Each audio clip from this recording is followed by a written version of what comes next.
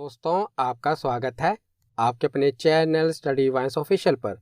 तो आज की इस वीडियो में हम मॉडर्न हिस्ट्री सीरीज़ का नेक्स्ट टॉपिक 1857 की क्रांति के बारे में पढ़ेंगे। तो ये टॉपिक सभी परीक्षाओं के लिए मोस्ट इम्पोर्टेंट है और इस वीडियो को देखने के बाद आपको यहाँ से बाहर प्रश्न देखने को नहीं मिलेगा। तो पहले मैं आपको बता देता हूँ कि आज की इस वीडियो में हम क्या क्या पढ़ेंगे। तो इस वीडियो की शुरुआत में हम 1857 का जो विद्रोह हुआ था इसका स्वरूप देखेंगे। उसके बाद हम इसका कारण देखेंगे कि आखिर 1857 की क्रांति हुई क्यों, जिसमें हम राजनीतिक, आर्थिक, सामाजिक, धार्मिक, सैनिक और तात्कालिक कारणों के बारे में पढ़ेंगे। उसके बाद हम देखेंगे कि आखिर 1857 के विद्रोह का प्रारंभ कैसे हुआ। उसके बाद देखेंगे कि इसका विस्तार कहाँ कहाँ पर हुआ, यानी कि जो 1857 की क्रांति हुई यह भारत के किन किन क्षेत्रों में देखने को मिली। उसके बाद हम इस विद्रोह से संबंधित जो महत्वपूर्ण लोगों के विचार हैं, जो उनकी स्टेटमेंट है, जो कि एग्ज़ाम में पूछी जाती है, वो पढ़ेंगे। लास्ट में हम देखेंगे कि इस विद्रोह का परिणाम क्या रहा। उसके बाद देखेंगे कि आखिर ये असफल क्यों हो गया, इसकी असफलता के कारण क्या हैं।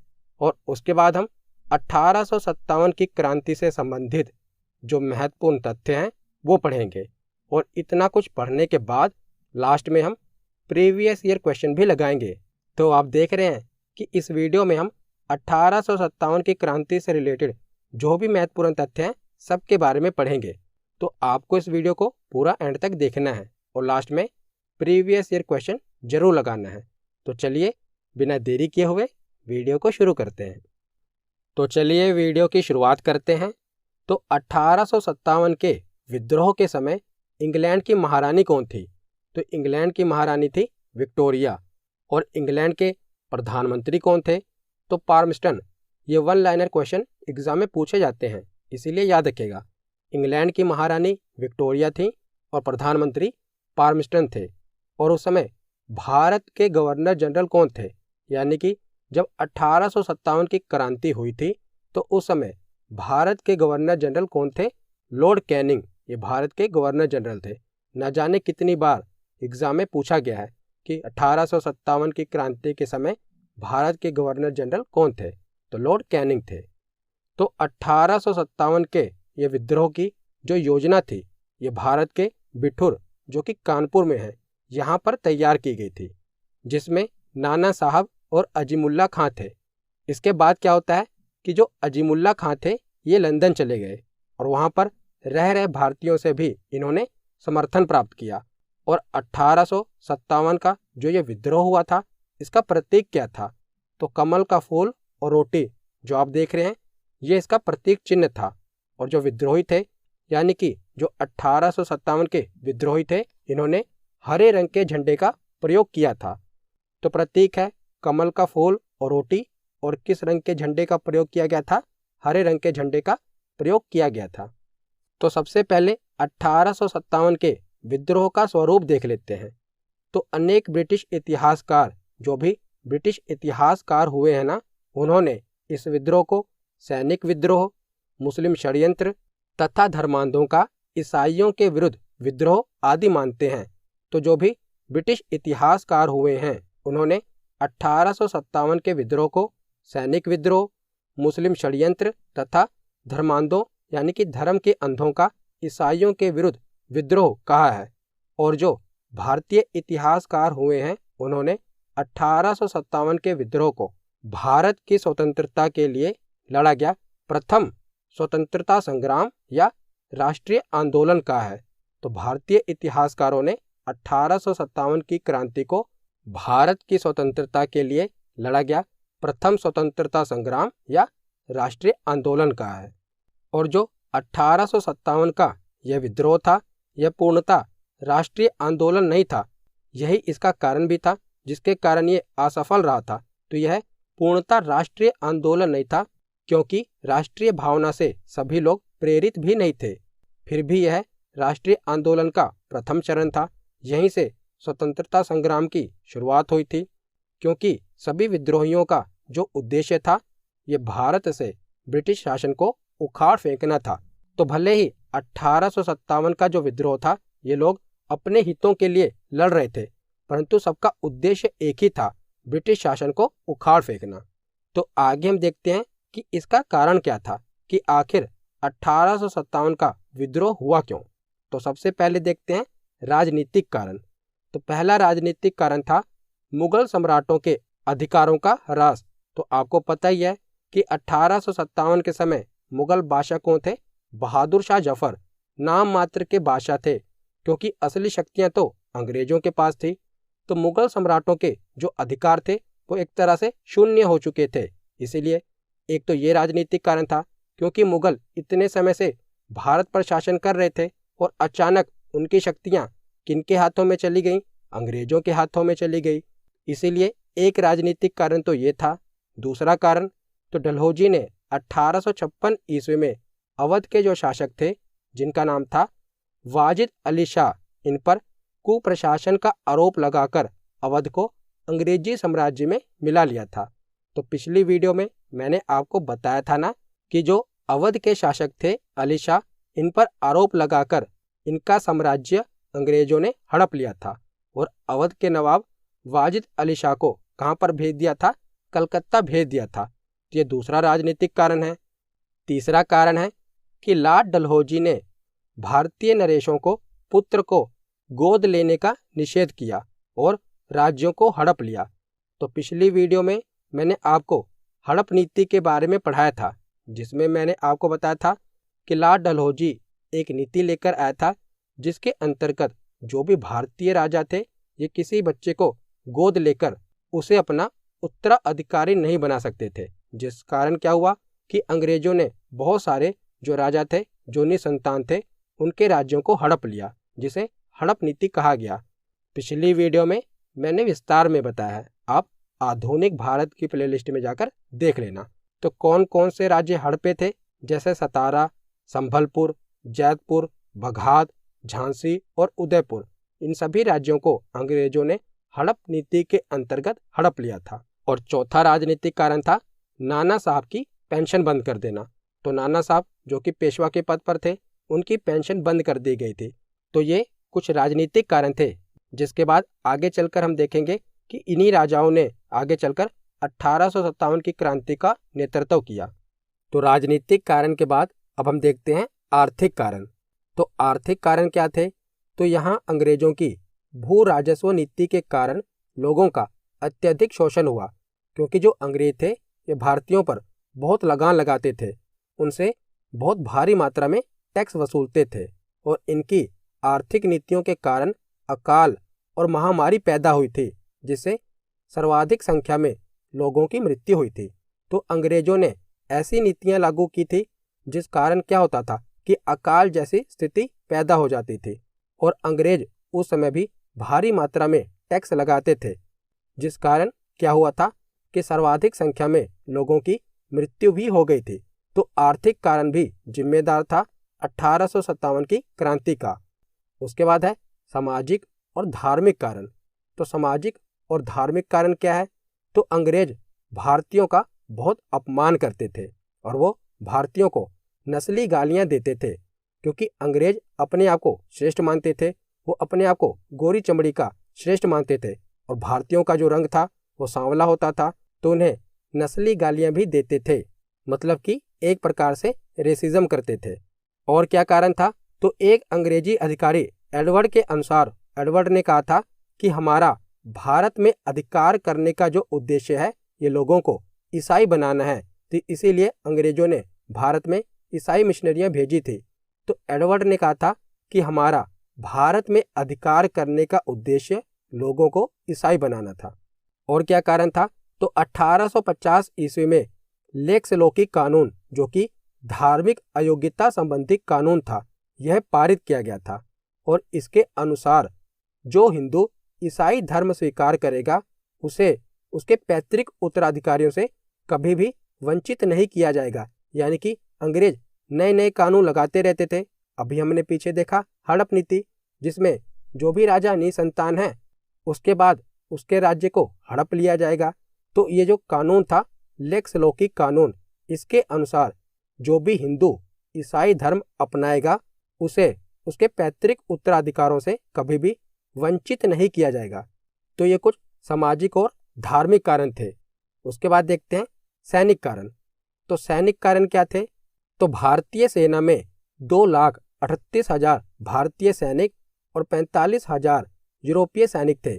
यानी कि जो अंग्रेजों ने भारत में सेना बनाई थी ना, उसमें ज़्यादातर भारतीय ही थे। 2,38,000 भारतीय सैनिक थे और 45,000 यूरोपीय सैनिक थे, जिसमें भारतीय सैनिकों की संख्या अधिक थी।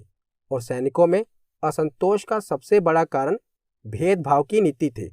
तो जो अंग्रेज थे ना, ये भारतीय सैनिक और अंग्रेजी सैनिक में फ़र्क करते थे। उनके वेतन की वृद्धि में भी और लीडरशिप में भी भारतीय सैनिकों के साथ भेदभाव किया जाता था। और अगला सैनिक कारण है कि 1854 ईस्वी में डाकघर सुधार अधिनियम पारित हुआ था। इसके द्वारा सैनिकों की निःशुल्क डाक सेवा समाप्त कर दी गई थी। तो पहले क्या होता था, जो भी सैनिक थे वो अपने परिवार से दूर रहते थे, जिस कारण क्या होता था, वो अपने परिवार वालों को चिट्ठी यानी कि लेटर लिखते थे। और जो भी वो लेटर लिखते थे ना, वो निःशुल्क होती थी, यानी कि जो डाक सेवा होती थी निःशुल्क होती थी।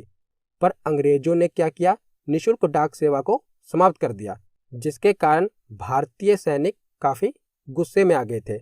अगला सैनिक कारण था कैनिंग सरकार ने सामान्य सेवा भर्ती अधिनियम 1856 ईस्वी में पारित किया था, जिससे सैनिकों में असंतोष काफ़ी बढ़ गया था। तो ये कुछ महत्वपूर्ण सैनिक कारण थे जिसके कारण 1857 ईस्वी का विद्रोह हुआ था। तो सैनिक कारण के बाद हम देखते हैं तात्कालिक कारण। ये सबसे ज़्यादा इम्पोर्टेंट है कि तात्कालिक कारण क्या थे जिस कारण 1857 का विद्रोह हुआ था। तो 1856 ईस्वी में ब्रिटिश सरकार ने सैनिकों को ब्राउन बेस्ड बंदूक की जगह न्यू एनफील्ड राइफल प्रयोग करने के लिए दिया। तो पहले ब्राउन बेस्ड बंदूक यूज़ होती थी, जिसकी जगह पर नई राइफल लाई गई थी जिसका नाम था न्यू एनफील्ड राइफल। तो इस राइफल में क्या होता था, चर्बी युक्त कारतूस लगी होती थी जिसे दांत से खींचना पड़ता था। तो सर्वप्रथम बंगाल में ये अफवाह फैली कि इन कारतूसों में गाय एवं सूअर की चर्बी लगाई गई है। और बाद में जब सरकार ने कारतूसों को मंगाना शुरू किया तो शक हकीकत में बदल गया। तो ये जो राइफल थी ना, इसमें जो कारतूस का इस्तेमाल होता था, उस कारतूस को पहले मुंह से छीलना पड़ता था और छीलने के बाद इस बंदूक में डालना पड़ता था। तो जो कारतूस था इसमें गाय एवं सूअर की चर्बी लगाई गई थी। और जो हिंदू होते हैं उनके लिए गाय पूजनीय है और जो मुसलमान होते हैं उनके लिए सूअर हराम है। तो दोनों की भावनाएं काफ़ी आहत हुई इस घटना के कारण, क्योंकि इन कारतूसों में गाय एवं सूअर की चर्बी लगाई गई थी। तो फिर क्या हुआ, सर्वप्रथम बंगाल में स्थित दमदम के सैनिकों ने कारतूसों के प्रयोग करने से इनकार कर दिया। उन्होंने कहा कि हम इन कारतूसों का प्रयोग नहीं करेंगे। तो उसके बाद क्या होता है, 28 मार्च 1857 ईस्वी को बैरकपुर छावनी के 34वें रेजिमेंट के एक सिपाही थे जिनका नाम था मंगल पांडे। ये चर्बी वाले कारतूस के विरोध में आगे आए और इन्होंने एडजुटेंट लेफ्टिनेंट बाग, जो कि अंग्रेजी अधिकारी था, उसकी गोली मारकर हत्या कर दी और सर्जेंट ह्यूरसन को गोली मारकर घायल कर दिया। जिसके बाद क्या हुआ कि मंगल पांडे को 8 अप्रैल 1857 ईस्वी को फांसी दे दी गई और यहीं से ये विरोध विद्रोह में बदल गया। तो जो चिंगारी भारतीयों के सीने में दबी हुई थी, इस घटना के बाद उसने आग का रूप ले लिया। तो यहीं से जो विरोध था वो विद्रोह में बदल गया और 1857 का विद्रोह हमें देखने को मिला। तो आगे अब हम देखते हैं कि इस विद्रोह का प्रारंभ कैसे हुआ। तो 24 अप्रैल 1857 ईस्वी को मेरठ छावनी के कुछ भारतीय सैनिकों ने कारतूस लेने से इनकार कर दिया। उसके बाद क्या हुआ कि उन भारतीय सैनिकों पर मुकदमा चलाया गया और 9 मई 1857 ईस्वी को 85 सैनिकों को नौकरी से बाहर निकालकर सजा सुनाई गई। जिसके बाद क्या होता है कि 10 मई 1857 ईस्वी को मेरठ में स्थित सभी सैनिकों ने विद्रोह कर दिया और अपने सैनिकों को रिहा कराकर अस्त्र शस्त्र की खूब लूटपाट की। तो पहले तो क्या हुआ था, 8 अप्रैल को मंगल पांडे को फांसी दी गई थी। तो मंगल पांडे मेरठ के ही थे। तो उसी के बाद 24 अप्रैल को क्या हुआ कि जो मेरठ छावनी के बाकी के भारतीय सैनिक थे, उन्होंने भी कारतूस का इस्तेमाल करने से मना कर दिया। तो अंग्रेजों ने उनको बाहर निकालकर सजा सुनाई।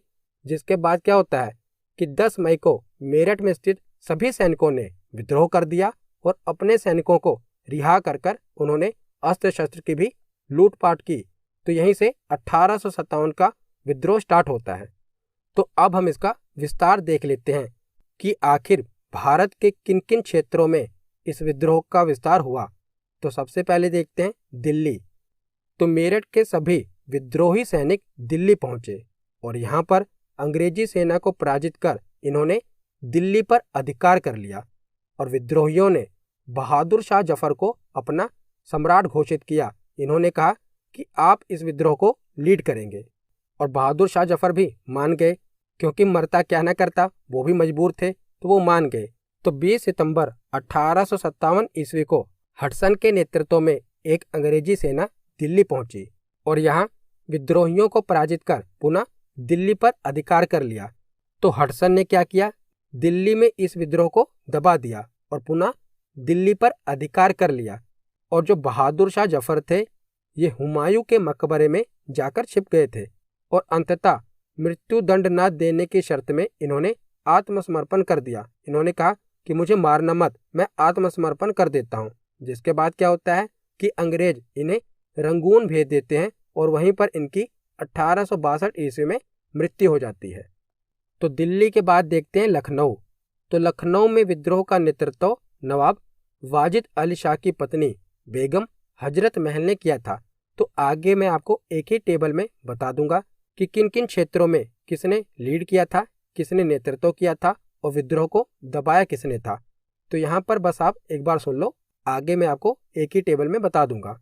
तो लखनऊ में विद्रोह का नेतृत्व किसने किया था, बेगम हजरत महल ने किया था और इनकी देखरेख में ब्रिटिश कादर को अवध का नवाब घोषित किया गया था। तो मार्च 1858 ईस्वी में कैंपवेल के नेतृत्व में एक अंग्रेजी सेना इस विद्रोह को दबाने के लिए लखनऊ पहुंचती है और इसने विद्रोहियों को पराजित कर लखनऊ पर अधिकार कर लिया। तो कैंपवेल ने इस विद्रोह को लखनऊ में दबा दिया और बेगम हजरत महल गिरफ्तारी से बचने के लिए कहाँ पर भाग गई, नेपाल चली गई। तो बेगम हजरत महल नेपाल चली गई। तो इस प्रकार लखनऊ में भी विद्रोह को दबा दिया गया। आगे हम चलते हैं कानपुर। तो कानपुर में विद्रोह का नेतृत्व नाना साहब, जिन्हें धोंदू पंत के नाम से भी जाना जाता है, जिन्हें पेशवा घोषित किया गया था और इनकी पेंशन भी अंग्रेजों ने बंद कर दी थी। तो नाना साहब की तरफ से लड़ने की जिम्मेदारी तात्या टोपे को दी गई थी। तो एक प्रकार से जो नेतृत्व था ये कौन कर रहा था, तात्या टोपे। वैसे तो कानपुर के विद्रोह का नेतृत्व नाना साहब ने किया, परंतु इन्होंने लड़ने की जिम्मेदारी तात्या टोपे को सौंप दी, जिनका वास्तविक नाम था रामचंद्र पांडुरंग। तो कई बार एग्जाम में यह भी पूछा गया है कि तात्या टोपे का वास्तविक नाम क्या था, रामचंद्र पांडुरंग। तो दिसंबर 1857 ईस्वी में कैंपवेल के नेतृत्व में अंग्रेजी सेना कानपुर पहुंचती है और फिर से कानपुर पर अधिकार कर लेती है और नाना साहब जो थे वो नेपाल भाग जाते हैं, जबकि जो तात्या टोपे होते हैं इन्हें गिरफ्तार कर लिया जाता है और अंततः इन्हें फांसी दे दी जाती है। तो एक प्रकार से कानपुर के विद्रोह का नेतृत्व किसने किया, तात्या टोपे ने किया और अंग्रेजी अधिकारी कैंपवेल के नेतृत्व में अंग्रेजी सेना कानपुर पहुंचती है और तात्या टोपे को गिरफ्तार कर लेती है और बाद में इन्हें फांसी दे देती है। तो कानपुर के बाद देखते हैं झांसी। तो झांसी के विद्रोह का नेतृत्व गंगाधर राव की विधवा पत्नी रानी लक्ष्मीबाई ने किया था। तो मार्च 1858 ईस्वी में हिरोज के नेतृत्व में एक अंग्रेजी सेना झांसी पहुंची थी और रानी लक्ष्मीबाई ने हिरोज से युद्ध किया, लेकिन कुछ गद्दारों के कारण वह पराजित हो गई। तो कुछ अपनों ने ही रानी लक्ष्मीबाई को धोखा दे दिया था। तो झांसी से रानी लक्ष्मीबाई ग्वालियर पहुंची और ग्वालियर के कुछ विद्रोहियों के सहयोग से इन्होंने ग्वालियर पर अधिकार कर लिया। जिसके बाद क्या होता है कि पीछे से हीरोज भी अपनी सेना लेकर ग्वालियर पहुंच जाता है और रानी के साथ युद्ध करता है। तो कोटा और मोरार के युद्ध में रानी लक्ष्मीबाई वीर गति को प्राप्त हो जाती हैं। तो झांसी के बाद चलते हैं जगदीशपुर बिहार में। तो यहाँ के विद्रोह का नेतृत्व यहाँ के जमींदार 80 वर्षीय बाबू कुंवर सिंह ने किया था। तो बहुत बार एग्जाम में पूछा गया है कि जगदीशपुर में विद्रोह का नेतृत्व किसने किया था, तो बाबू कुंवर सिंह ने किया था। उसके बाद है इलाहाबाद। तो यहाँ के विद्रोह का नेतृत्व मौलवी लियाकत अली ने किया था। इन्हें इलाहाबाद का सूबेदार घोषित किया गया था। किसे? मौलवी लियाकत अली को। और इन्होंने ही इलाहाबाद से इस विद्रोह का नेतृत्व किया था। उसके बाद है फैजाबाद। तो यहाँ के विद्रोह का नेतृत्व अहमदुल्ला शाह ने किया था और पूरे विद्रोह में यही एक विद्रोही थे जिन्होंने अंग्रेजों के विरुद्ध जिहाद का नारा दिया था और गुरिल्ला पद्धति से भी इन्होंने ही युद्ध किया था।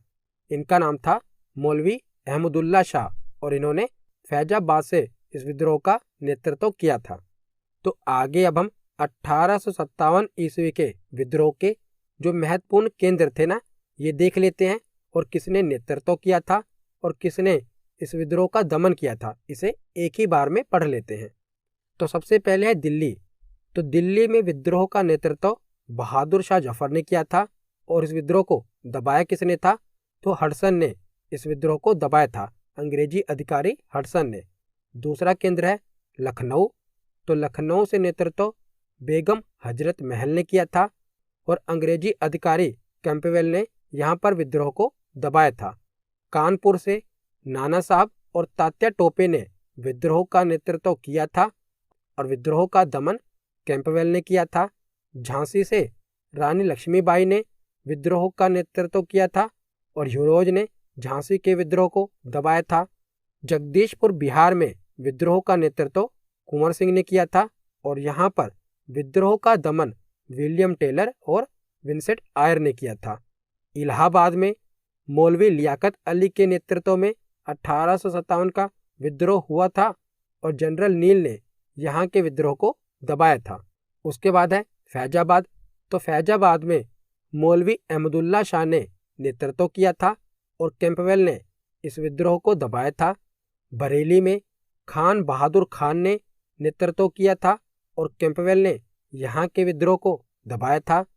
गोरखपुर में गजाधर सिंह और निजाम मोहम्मद ने विद्रोह का नेतृत्व किया था और विद्रोह को दबाया किसने था, तो अंग्रेजों की जो स्थानीय सेना थी ना, वहाँ पर जो अंग्रेजों ने सेना नियुक्त की थी, उन्होंने ही गोरखपुर में विद्रोह को दबा दिया था।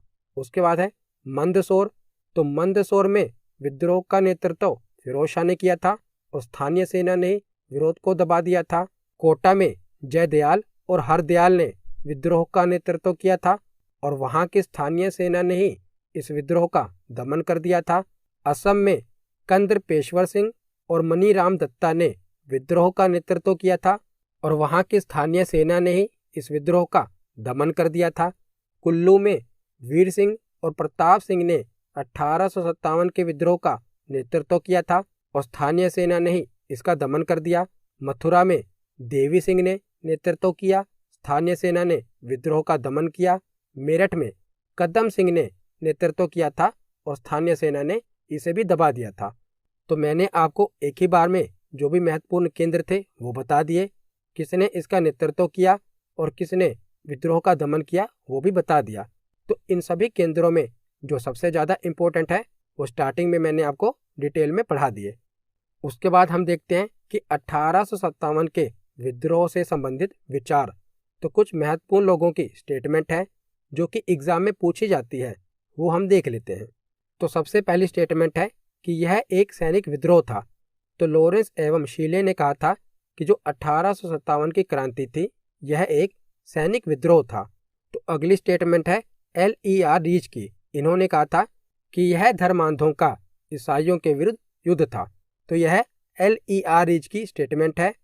तीसरी स्टेटमेंट TR होम्स की है। इन्होंने कहा था कि यह बर्बरता एवं सभ्यता के बीच युद्ध था। तो ये जो स्टेटमेंट है ये एग्जाम में पूछी जाती हैं कि बताइए यह बर्बरता एवं सभ्यता के बीच युद्ध था, यह किसका कथन है? तो आपको पता होना चाहिए, यह टी.आर. होम्स का कथन है। अगला कथन है कि यह अंग्रेजों के विरुद्ध मुस्लिम षड्यंत्र था, यह आउटरम एवं टेलर का कथन है। तो आपको इन कथनों को रटने की जरूरत नहीं है, एक बार बस आप पढ़ लेना। उसके बाद है तो वी.डी. सावरकर एवं अशोक मेहता का कथन है कि यह भारत की स्वतंत्रता के लिए लड़ा गया प्रथम स्वतंत्रता संग्राम था, यह वी.डी. सावरकर और अशोक मेहता का कथन है। और डिजरेली का कहना है कि यह आंदोलन राष्ट्रीय विद्रोह था। उसके बाद है लॉर्ड कैनिंग, जो उस समय भारत के गवर्नर जनरल थे, उनका कथन क्या था? तो उन्होंने कहा था कि इन देशी नरेशों एवं सरदारों ने इस तूफान के आगे तंगरोध का कार्य किया, अन्यथा हम एक ही झोंके में उड़ गए होते। क्योंकि उस समय भारत के कुछ राजाओं ने और जमींदारों ने अंग्रेजों का साथ दिया था, जिसके कारण यह विद्रोह एक विराट रूप नहीं ले पाया और अंग्रेजों ने इसे आसानी से दबा दिया था, क्योंकि कुछ अपने ही अंग्रेजों के साथ मिले हुए थे। उसके बाद यूरोज का कथन है, जो कि बहुत फेमस है। ये कथन इन्होंने रानी लक्ष्मीबाई के बारे में कहा था कि यहाँ पर सोई हुई महिला सभी विद्रोहियों में से एकमात्र मर्द है।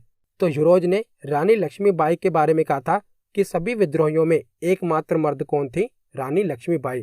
तो ये 1857 की क्रांति से संबंधित कुछ कथन थे। तो उसके बाद आगे हम देखते हैं कि आखिर यह विद्रोह असफल कैसे हो गया। तो सबसे पहला कारण है विद्रोह का सीमित स्वरूप। तो जो ये विद्रोह था ना, 1857 का जो ये विद्रोह हुआ था, ये भारत में ज़्यादातर उत्तर भारत और मध्य भारतीय क्षेत्रों में देखने को मिला था। अगर हम दक्षिण भारत की बात करें तो दक्षिण भारत में इसका ज़्यादा कोई प्रभाव देखने को नहीं मिला था, जिसके कारण दक्षिण भारतीय क्षेत्रों ने इस क्रांति में ज़्यादा भाग नहीं लिया था और इसी कारण यह क्रांति भारत के एक सीमित क्षेत्र तक ही सिमट कर रह गई थी। तो इसकी असफलता का पहला कारण तो ये था।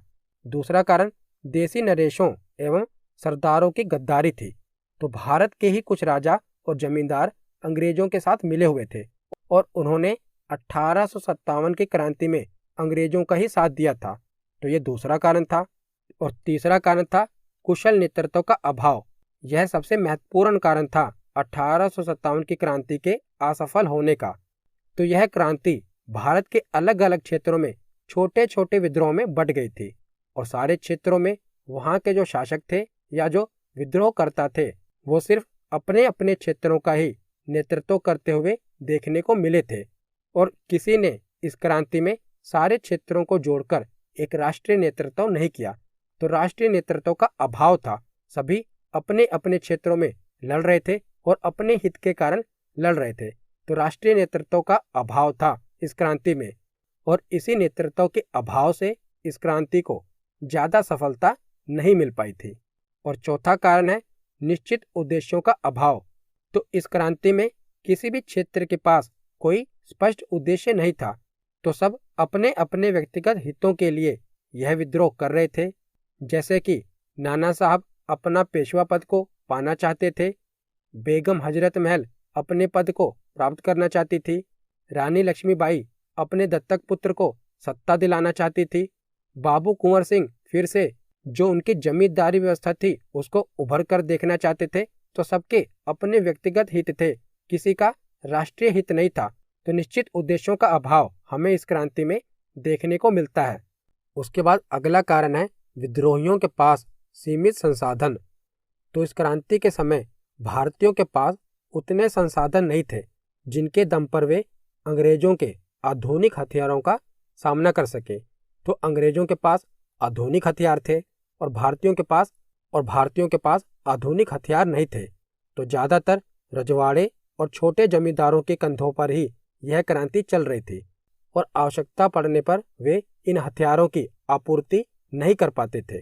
तो इन्हीं हथियारों और संसाधनों के अभाव में भारतीय ज़्यादा लंबे समय और ज़्यादा मजबूती के साथ अंग्रेजों का सामना नहीं कर सकते थे और यह कारण भी इस क्रांति के असफलता का कारण बना। और छठा कारण है जन समर्थन का अभाव। तो इस क्रांति में जब अलग अलग क्षेत्रों में विद्रोह हुए तब इन क्षेत्रों में आपस में एकता की कमी देखने को मिली, यानी कि सब एकजुट नहीं थे, तो इन क्षेत्रों में आपस में कोई तालमेल नहीं था और ये क्षेत्र अंग्रेजों के विरुद्ध विद्रोह इस लक्ष्य के लिए कर रहे थे कि उनका क्षेत्र अंग्रेजों की नीतियों से आज़ाद हो सके।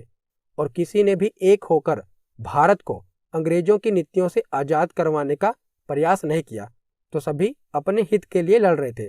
तो एकता की कमी भी देखने को मिली थी। और सातवां कारण था अंग्रेजी सेना का कुशल नेतृत्व। तो अंग्रेजी सेना का कुशल नेतृत्व तो था ही, हमने देखा ना कि कैसे एक एक करके उन्होंने सभी क्षेत्रों में विद्रोह को आसानी से दबा दिया। तो ये 1857 की क्रांति के असफलता के कुछ महत्वपूर्ण कारण थे। तो इसका परिणाम क्या हुआ कि 1857 की क्रांति को समाप्त कर दिया गया और इस क्रांति के बाद अंग्रेजी सरकार के द्वारा जो अंग्रेजी ईस्ट इंडिया कंपनी थी ना, भारत में शासन कर रही थी, उसका शासन भी समाप्त कर दिया गया और अब भारत की बागडोर सीधे ब्रिटिश क्राउन को सौंप दी गई। तो पहले भारत में जो शासन था वो अंग्रेजी ईस्ट इंडिया कंपनी का था, जो कि ब्रिटिश की एक प्राइवेट कंपनी थी और भारत में यह सभी कार्य अंग्रेजी ईस्ट इंडिया कंपनी ही कर रही थी। और 1857 की क्रांति भी इसी कंपनी के विरुद्ध हुई थी और इसीलिए ब्रिटिश सरकार को यह लगा कि अंग्रेजी ईस्ट इंडिया कंपनी अब भारत का शासन नहीं संभाल पा रही, इसीलिए उन्होंने भारत की सत्ता वापस लेकर ब्रिटिश क्राउन को सौंप दी। तो उसके बाद आगे अब हम 1857 की क्रांति से संबंधित कुछ महत्वपूर्ण तथ्य देख लेते हैं।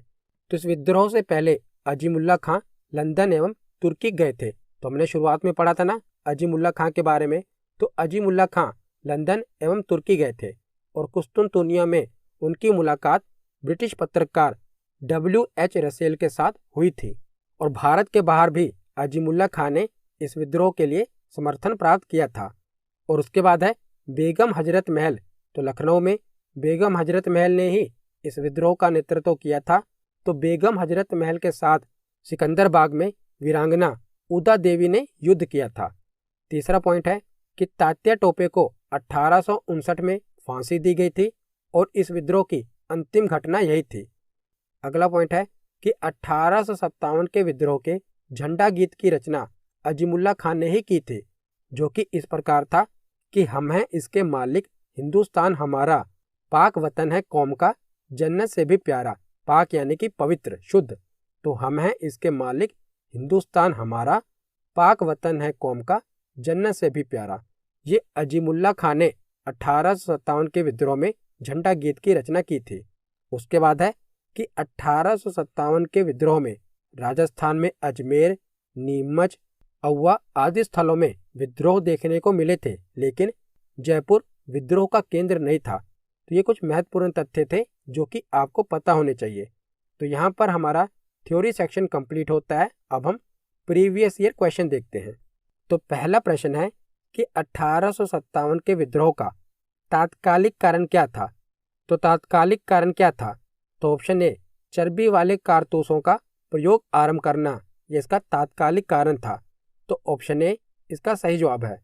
अगला प्रश्न है कि वह पहला भारतीय सिपाही कौन था जिसने चर्बी वाले कारतूस का प्रयोग करने से इनकार कर दिया था। तो इसका सही जवाब क्या है?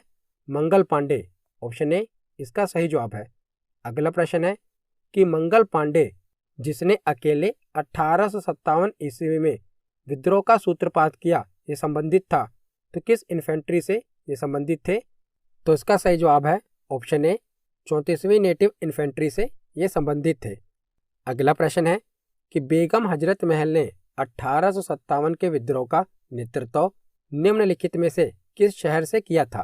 तो बेगम हजरत महल ने नेतृत्व कहाँ से किया था? लखनऊ से। ऑप्शन ए इसका सही जवाब है। अगला प्रश्न है कि 1857 के विद्रोह के समय भारत का गवर्नर जनरल कौन था? तो भारत का गवर्नर जनरल था लॉर्ड कैनिंग। ऑप्शन सी इसका सही जवाब है। अगला प्रश्न है कि 1857 के विद्रोह में कानपुर में सैनिकों का नेतृत्व किसने किया था? तो कानपुर में सैनिकों का नेतृत्व नाना साहब ने किया था, पर नाना साहब ने इसकी अगुवाई किसको सौंपी थी? तात्या टोपे को। तो ऑप्शन बी इसका सही जवाब है। अगला प्रश्न है कि 1857 की क्रांति के समय ब्रिटेन का प्रधानमंत्री कौन था? तो उस समय ब्रिटेन का प्रधानमंत्री था पामस्टन। ऑप्शन डी इसका सही जवाब है। अगला प्रश्न है कि जगदीशपुर के राजा कौन थे? तो जगदीशपुर के राजा थे कुंवर सिंह। ऑप्शन डी इसका सही जवाब है। अगला प्रश्न है कि 1857 में भारत में हुए विद्रोह के एक नेता तात्या टोपे का मूल नाम क्या था? तो तात्या टोपे का मूल नाम था रामचंद्र पांडुरंग। ऑप्शन डी इसका सही जवाब है। अगला प्रश्न है कि निम्न में से कौन सा क्षेत्र 1857 के विद्रोह में प्रभावित नहीं था? तो कौन सा क्षेत्र 1857 के विद्रोह का केंद्र नहीं था? तो इसमें सही जवाब होगा चित्तौड़। चित्तौड़ ने 1857 की क्रांति में भाग नहीं लिया था। अगला प्रश्न है सूची 1 को सूची 2 से सुमेलित कीजिए। तो सूची 1 में क्षेत्र दिए हुए हैं और सूची 2 में बताया गया है कि इसका नेतृत्व किसने किया। तो हमें इसका मिलान करना है। तो पहला है कानपुर। तो कानपुर के विद्रोह का नेतृत्व किसने किया था? तात्या टोपे ने। तो ए का होगा 4। इलाहाबाद में नेतृत्व किसने किया था? लियाकत अली ने। बी का होगा 2। फैजाबाद में नेतृत्व किसने किया था? मौलवी अहमदुल्ला ने। सी का होगा 3 और जगदीशपुर में नेतृत्व किसने किया था? कुंवर सिंह ने। तो डी का होगा 1। तो इसका सही जवाब होगा ऑप्शन ए का 4, बी का 2, सी का 3 और डी का 1। अगला प्रश्न है कि 1857 के विद्रोह की असफलता के बाद मुगल बादशाह बहादुर शाह द्वितीय, जिन्हें बहादुर शाह जफर कहा जाता है, बहादुर शाह जफर को कहाँ व किसने गिरफ्तार किया था? तो इसका सही जवाब है ऑप्शन डी। हुमायूं की कब्र के पास बहादुर शाह जफर को गिरफ्तार किया गया था लेफ्टिनेंट हडसन के द्वारा और उसके बाद इन्हें रंगून भेज दिया गया था। तो आज का आखिरी प्रश्न है कि 1857 का विद्रोह मुख्यतः किस कारण से असफल हुआ था? तो इसकी असफलता का मुख्य कारण क्या था? तो इसकी असफलता का मुख्य कारण था किसी सामान्य योजना और केंद्रीय संगठन की कमी। तो ऑप्शन बी इसका सही जवाब है। तो आज की ये वीडियो यहीं पर खत्म होती है। कैसी लगी ये वीडियो कमेंट सेक्शन में ज़रूर बताना। धन्यवाद।